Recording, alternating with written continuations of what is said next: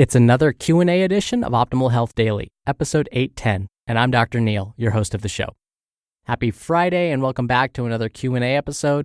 On all the other weekdays, I narrate blogs for you, kind of like an ongoing audiobook, with permission from the authors, of course. But on Fridays, I do something a little different.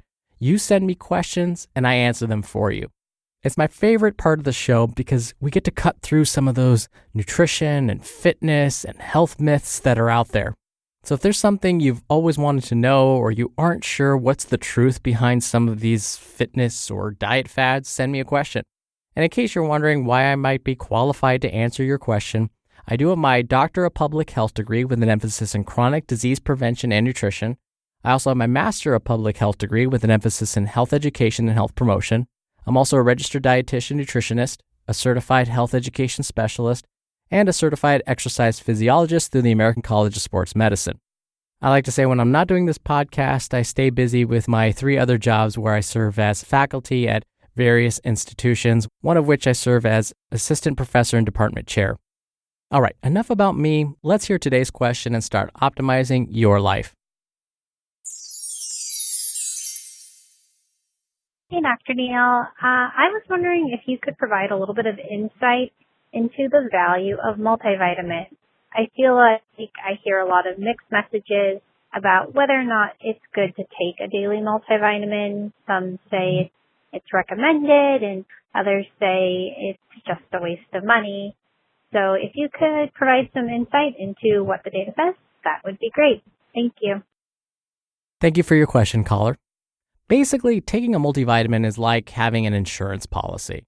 It probably doesn't hurt, but may help under certain conditions. Here's why. In industrialized countries like the United States, the abundance of food has prevented many of the common nutrient deficiencies that used to be so common. So the risk of developing a vitamin or mineral deficiency is pretty low. But we know that even with all of this abundance of food that we have, we may not select the most nutritious foods all the time. Sure, many of us have access to fresh fruits and vegetables, but we also have access to a lot of fast food and sit-down restaurant options. And let's be honest, many of the foods found in the local supermarket or even at your local farmer's market are not the most nutritious either. That's why so many health professionals, including me, say that when you're grocery shopping, it's best to purchase nutrient-dense foods. These would be foods like the previously mentioned fruits and vegetables, of course, but also whole grains, fish, nuts, legumes, and seeds. Actually, let me give you an example of someone that might think they're eating nutritiously, but actually aren't, and may need a multivitamin. I've had excited patients tell me that they have switched to a vegetarian lifestyle. Sounds great, right? Just wait. So I'll respond, okay, so tell me about what you've been eating. And they'll say, oh, you'll be so proud of me. For breakfast, I'll eat a bowl of oatmeal with a whole grain English muffin on the side. For lunch, I'll have a peanut butter and banana sandwich on whole grain bread. And for dinner, whole wheat pasta topped with marinara sauce and a whole wheat roll on the side. Did you notice what happened to be missing from this meal plan? Vegetables. This isn't a vegetarian diet, it's a carbitarian diet. Vegetarian diets actually require the consumption of vegetables. So in this case, I would be concerned that the person isn't consuming enough nutrients to support optimal health. In addition to trying to get them to consume more vegetables and other fruits besides just bananas, I would recommend they think about taking a multivitamin to prevent any vitamin and mineral deficiencies.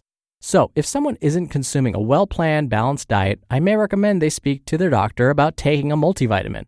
But there are other folks that may want to consider this too. For example, young men and women are often iron deficient. On top of that, during adolescence, they may not follow the healthiest eating patterns. I know I didn't. In fact, if they were anything like me, when I was an adolescent, breakfast and lunches were skipped and fast food was the dinner of choice. So it's possible that they are missing out on other important nutrients. And during the stage of development, rapid growth is taking place. So it's important that the body has everything it needs to support this. So pediatricians may recommend that some younger folks take a multivitamin, or sometimes they'll recommend they just take an iron supplement. Then as we get older, we find that we aren't able to digest and absorb nutrients as well as we did when we were younger. Plus, we're more likely to have issues with our teeth and our taste buds, which influences which foods we prefer.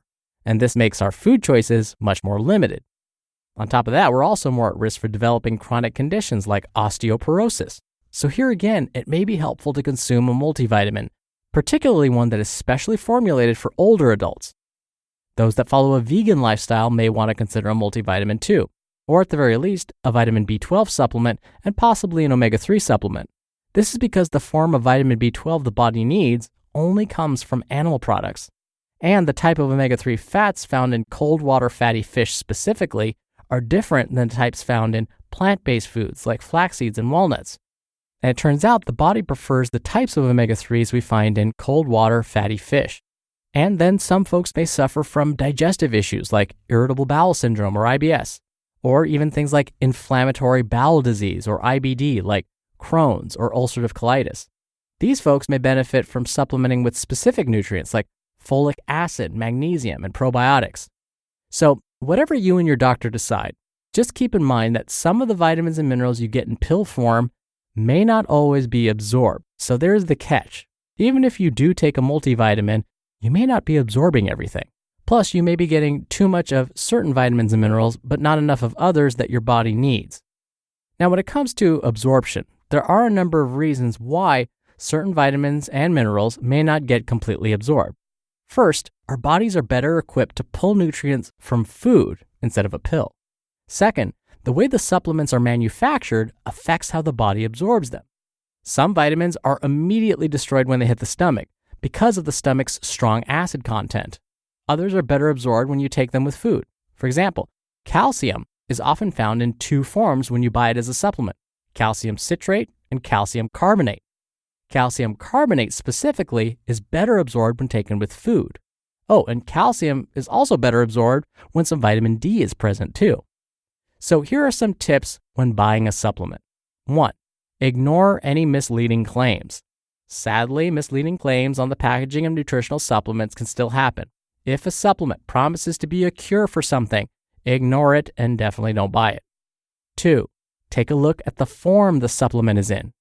Omega-3 supplements should be enteric coated, which helps prevent it from being absorbed too quickly. Also, don't buy chewable vitamin C because vitamin C is an acid. It's ascorbic acid. And this acid can eat away, pun intended, your tooth enamel. And 3, do your homework and check for quality and purity. Look for one or both of these symbols on the packaging, NSF or USP. Or check out consumerlab.com and do a quick search on their website. To access their database, there is a nominal fee. But if you are currently a student and have access to your college or university's library database, chances are they already subscribe to consumerlab.com and you can access it there for free. All right, so the bottom line is this. Taking a multivitamin daily probably won't hurt you. It's possible that it may help. But of course, I'll sound like a commercial here. Talk to your doctor to be sure that it's right for you. And be sure that there aren't any other specific supplements they would prefer you take along with this one or instead of a multivitamin.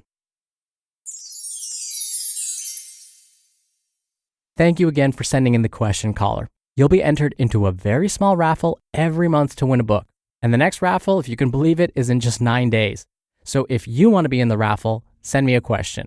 Just come by oldpodcast.com/ask. Or you can do it the old-fashioned way and call in your question. The number is 61 I love OHD. Both methods are in this episode's description, which you can find at oldpodcast.com. All right, that'll do it for this week of Optimal Health Daily. Thank you, as always, for continuing to listen. Thank you for sharing the show with someone. I hope you have a wonderful weekend. I'm going to try some indoor skydiving. Keep our fingers crossed I don't get hurt. And I'll see you back here on Monday where your optimal life awaits.